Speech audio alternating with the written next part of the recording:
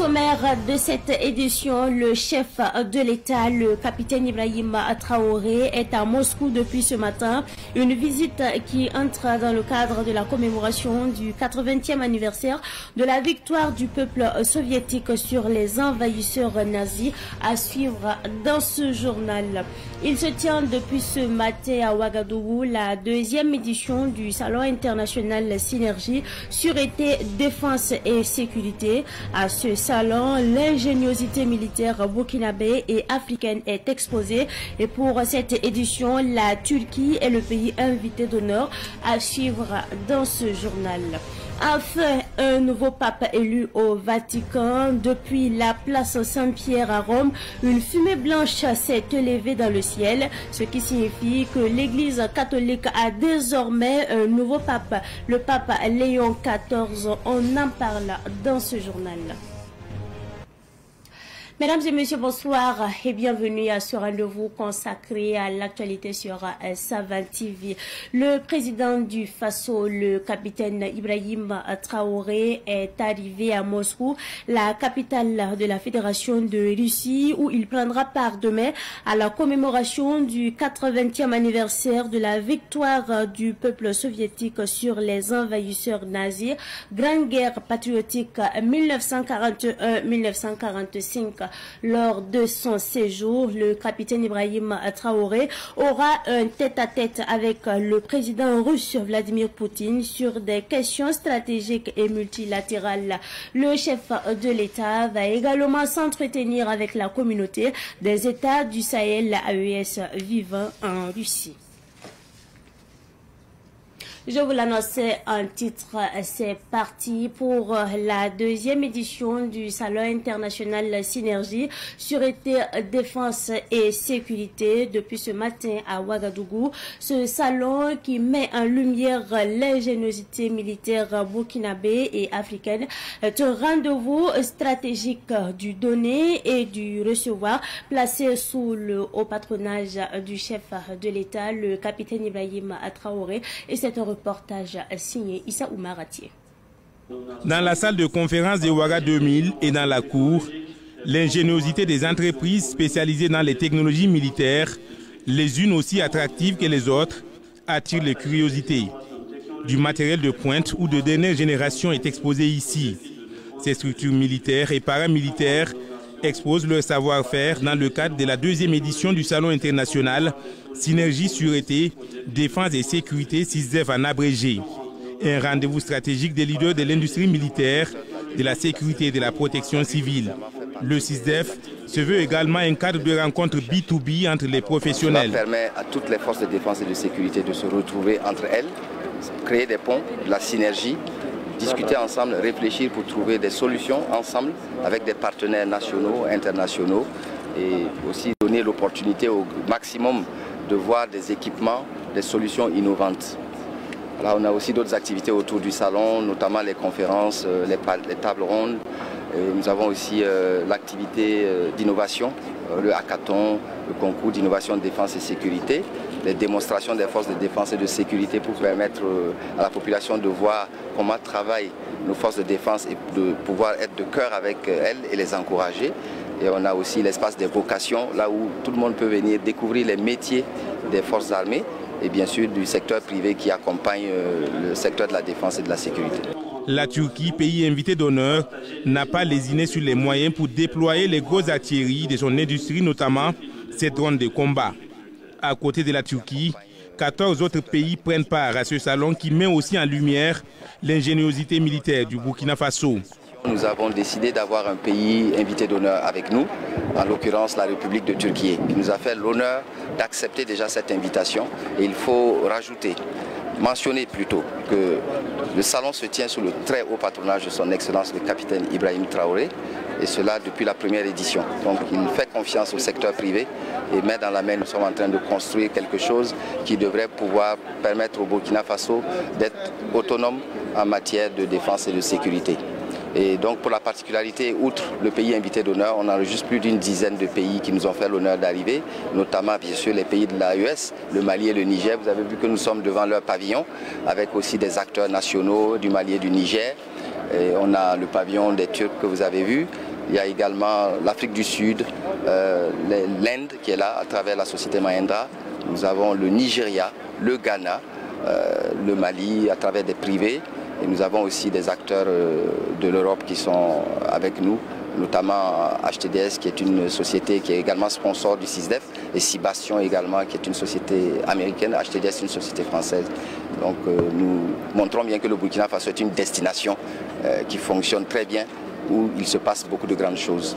La deuxième édition du Salon international Synergie, Sûreté, Défense et Sécurité CISDEF en abrégé se tient sous le thème Défense, Sécurité et Protection civile, enjeux et approches innovantes pour des territoires pacifiés et prospères. Et cette fois-ci, nous déposons nos valises en Côte d'Ivoire pour parler du groupe Safancom qui a célébré son 25e anniversaire le samedi dernier à Abidjan. C'était à travers une soirée de distinction au cours de laquelle plusieurs chefs d'entreprise ont été honorés. Retour justement sur cette cérémonie de distinction avec Nourata Sankara et Boukari Zongo depuis la Côte d'Ivoire. Le samedi 3 mai dernier, la structure Safamcom, spécialisée dans la mise en valeur de l'excellence et du mérite, a célébré ses 25 années d'existence à Abidjan Plateau en présence de plus de 300 invités de marque, à savoir des autorités administratives, les chefs d'entreprise et des diplomates des pays étrangers en service en Côte d'Ivoire. Parmi les lauréats, Dr El Hadj Abdul Wahab Sawadogo, PDG de CA Trans, a reçu le prix Safamcom de la meilleure entreprise citoyenne du secteur du transport et le super prix Diamant représenté ce jour par son chargé de communication, Boukari Zongo, qui remercie l'ensemble des collaborateurs au nom du PDG. C'est avec satisfaction que nous avons reçu vraiment ces prix et dont nous dédions ces prix à tous nos collaborateurs, à tout le personnel de la compagnie CA Trans et aussi le PDG et lui-même qui est très fier de son personnel aujourd'hui. C'est un grand jour, vraiment ça fait plaisir de recevoir ce genre de prix parce que ça galvanise vraiment le personnel, ça galvanise le PDG et toute l'équipe à œuvrer encore davantage pour le rayonnement du secteur du transport en Côte d'Ivoire.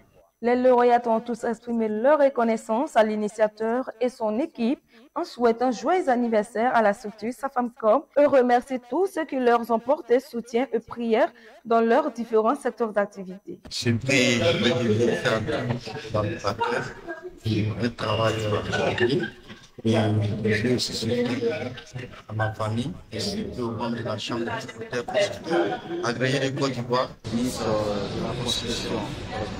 Le PDG de Safamcom, Adama Sanogo, a remercié l'ensemble des chefs d'entreprise qui se sont engagés à ses côtés pour la promotion des acteurs de développement de l'Afrique, en particulier la Côte d'Ivoire. Mes collaborateurs ont souhaité que pour ces 25 ans, il était important qu'on puisse en tout cas m'encourager pour tout le parcours que nous avons fait. Et donc ce n'est pas une volonté de Sanogo Adams, mais c'est une décision collégiale de tout le groupe Safam Communication avec tous ceux qui sont aux côtés de nous au quotidien, qui nous aident à avancer. Et toutes ces personnes voient que nous faisons preuve de courage, de persévérance malgré les difficultés, malgré tous les sacrifices que nous faisons. Il était important qu'on nous encourage avec ce prix que j'ai dédié d'ailleurs à tout le groupe Safam Communication. À l'année prochaine pour le prestigieux anniversaire de la 26e année d'existence du groupe Safamcom. Dans l'actualité de ce soir, nous faisons un zoom sur le Canari en terre cuite, un récipient culturel qui porte toute une histoire, un récipient traditionnel qui traverse des générations sans perdre sa valeur. Notre reporter Madinatou Ouetraogo est allé à la rencontre de Mariam Ki, une vendeuse de Canari. Le canari en poterie est un récipient traditionnel en terre cuite très utilisé en Afrique, notamment en Afrique de l'Ouest et centrale. Le début de sa fabrication remonte à plusieurs siècles. Au-delà de son usage domestique, le canari a une valeur symbolique et culturelle. Il est associé à la pureté, à la fertilité et à la tradition d'hospitalité. Lors de certaines cérémonies, mariages, baptêmes ou rituels religieux, on utilise souvent des canaris décorés pour des rituels de bénédiction. Mariam Ki, vendeuse de canaris depuis plus de 2 décennies, continue d'exercer son activité avec passion. La vente des canaris en poterie fait partie de notre coutume. C'est une activité que menaient nos mamans. C'est notre tour de perpétuer cette tradition de commercialisation des canaris en terre cuite. Mais comme nous sommes en ville maintenant, je commande depuis les villages et on me livre ici au marché. Le canari est également apprécié pour sa capacité à rafraîchir l'eau. Grâce aux propriétés naturelles de l'argile poreuse, l'eau reste fraîche même sous de fortes chaleurs. Cela s'explique par l'évaporation lente de l'eau à travers les parois du canari, un système de climatisation naturelle, selon Mariam Ki. Pour elle, la vente reste stable malgré la concurrence des réfrigérateurs sur le marché. Les gens sont habitués au frigo. Le marché des canaris est toujours le même. Il n'y a pas de changement. Bien vrai que l'eau du frigo ne se gâte pas, l'odeur n'est pas la même que celle du canari en poterie. Pour ceux qui le savent, ils sont fidèles au canari afin d'obtenir une eau fraîche, naturellement et pure. Les frigos sont là, mais le canari aussi.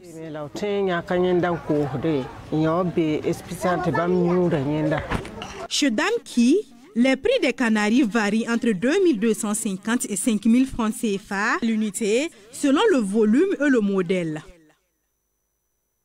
Dans l'actualité de ce soir, nous parlons également de la population du village de Bourou, dans la commune de Sabou, province du Boulkemde, qui a organisé la 3e édition des retrouvailles des filles et fils du village dénommé Bayidare. Les dites retrouvailles se sont déroulées du 2 au 4 mai dernier sous le thème « Valeurs et attitudes pour un vivre ensemble humain pacifique ».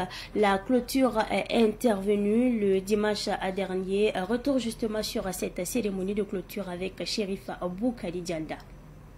3 jours durant, les habitants de Bourou et des villages environnants ont eu droit à plusieurs activités, selon pasteur Lazare Gandema, coordonnateur de Bayidare de Bourou. Donc le premier jour, pour les femmes, ils ont fait les couches. Nous avons fait une réunion et avec les ressortissants de Bourou, comment nous allons faire pour arranger notre village. Et nous avons invité les artistes, ils sont venus. Et la fin, nous sommes allés au Shakespeare de Bourou pour poser une pierre pour la construction d'un mur. Pour ne pas que les gens rentrent au Shakespeare comme le marché. À l'occasion de la pose de la pierre pour la clôture du CSPS, les autorités ont eu l'occasion de visiter un CSPS qui a besoin de réfection.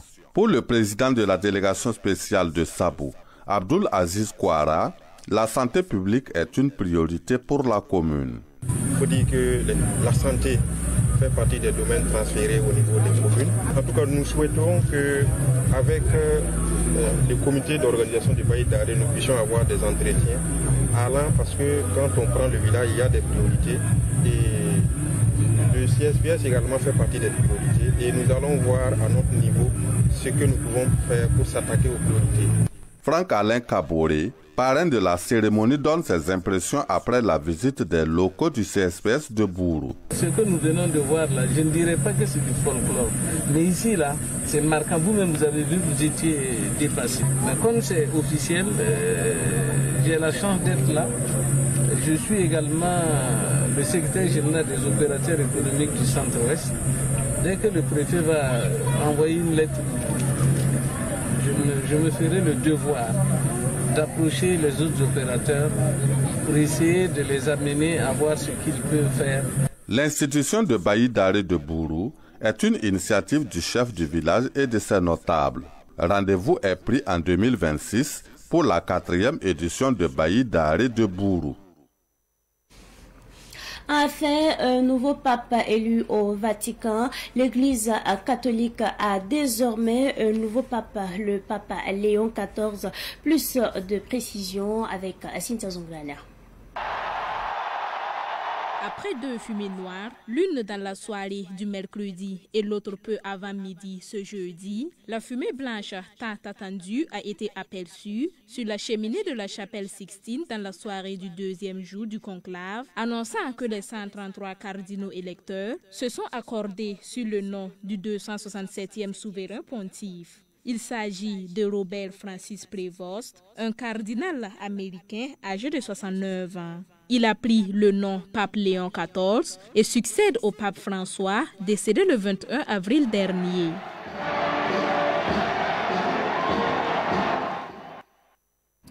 Actualité sportive de cette édition. Le Premier ministre Rimtalba Jean-Emmanuel Ouedraogo a effectué une visite du chantier de rénovation du stade du 4 août hier. La sortie a permis au chef du gouvernement de constater de visu l'état d'avancement des travaux en cours. Le résumé de cette visite avec Samuel Moko. Le niveau d'avancement des travaux n'a pas laissé indifférent le chef du gouvernement Rimtalba Jean-Emmanuel Ouedraogo qui dit être satisfait. On repart assez satisfait et réconforté parce que le stade a changé le visage et surtout on voit une entreprise et des ouvriers qui mettent du cœur à l'ouvrage, si bien que aujourd'hui on peut dire véritablement que le processus avance très bien.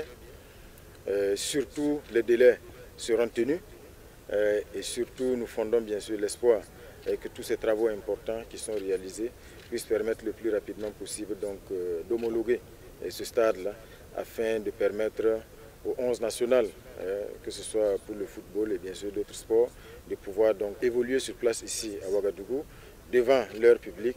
Et je pense que c'est quelque chose qui est attendu depuis si longtemps.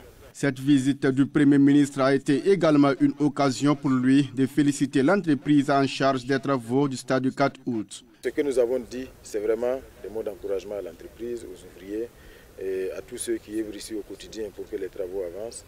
Des encouragements, mais aussi le dire à quel point nous sommes attentifs à ce qui se passe.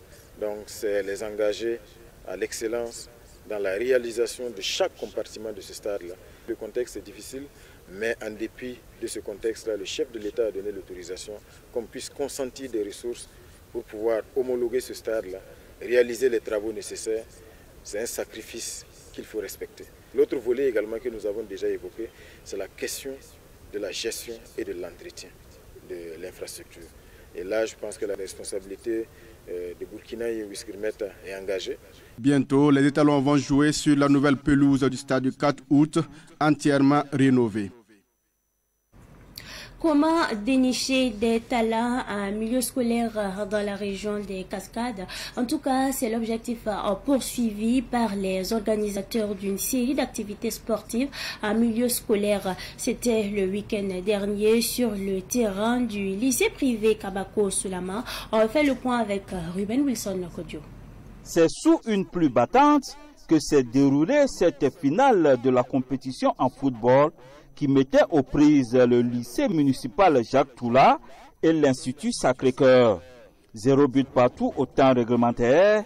C'est par 4 tirs au but contre 2 que l'Institut Sacré-Cœur a inscrit son nom au palmarès de cette compétition. Notons que la veille, l'école primaire Chauvigny A battu l'école Flantama Centre par 1-0 et remporte la 3e édition de la Coupe Kabako des écoles primaires. Toutes ces activités, c'est notre modeste contribution donc à l'épanouissement des jeunes scolaires. Nous savons que par ces moments, il n'y a pas beaucoup de compétition pour nos jeunes frères, nos enfants. Nous pensons qu'au niveau du Burkina, chacun doit pouvoir mettre sa main dans la pâte pour faire en sorte que les choses puissent bien se passer, surtout en milieu scolaire, vraiment pour l'épanouissement de nos jeunes frères. En plus de la compétition en football, une journée dite olympique a concerné plusieurs disciplines sportives telles que l'athlétisme, le lancer de poids, le saut en longueur, le trip-saut, la lutte traditionnelle et surtout la captivante épreuve de montée de rognier. Les premiers responsables de l'éducation de la commune de Banfora apprécient positivement l'initiative. Réellement, je l'apprécie à sa juste valeur parce que c'est une initiative qui permet à nos enfants de s'épanouir pleinement. Et les enfants ont besoin de s'amuser, de jouer et de se connaître. Voilà, donc c'est un grand apport que cette compétition offre aux enfants. Cette compétition vient résoudre beaucoup de problèmes, mais tout le monde sait les vertus du sport. Et on sait que le sport, c'est d'abord la cohésion sociale, relation d'amitié entre les enfants qui se sont frottés et santé du corps, santé d'esprit. Les organisateurs de ces activités sportives nourrissent beaucoup d'ambition et pensent aux moyens d'améliorer les éditions à venir. Notre ambition, c'est de faire en sorte que tout type de sport qui se pratique au niveau du Burkina et même dans le monde, qu'on puisse déjà le pratiquer au niveau de nos lycées et collèges. Déjà pour pouvoir préparer nos athlètes et pouvoir aussi dans leur cursus et éventuellement participer dans la compétition au niveau national et même au niveau international. Donc vu de ce côté, on va dire bon, nos objectifs ne sont pas là totalement atteints parce que nous n'avons pas réussi d'abord à intégrer les sports de main, n'avons pas réussi donc à apprendre toutes les disciplines sportives qui se pratiquent dans le monde. Nous pensons que le chemin est long, mais tout ce qui a été déjà organisé pour les objectifs qui sont fixés sont largement atteints. Les meilleurs acteurs ont reçu des prix en nature et en espèces. À un certain moment de la vie, il faut comprendre qu'on ne peut pas être ami avec tout le monde. Un simple bonjour suffit avec certaines personnes. Vous savez, la paix intérieure vaut plus que des amitiés forcées. C'est tout pour cette édition du soir que j'ai pris en tout cas du plaisir à vous présenter. Merci à vous pour votre constante fidélité. Excellente suite de programmes en compagnie bien sûr des programmes de la télévision des nouvelles idées.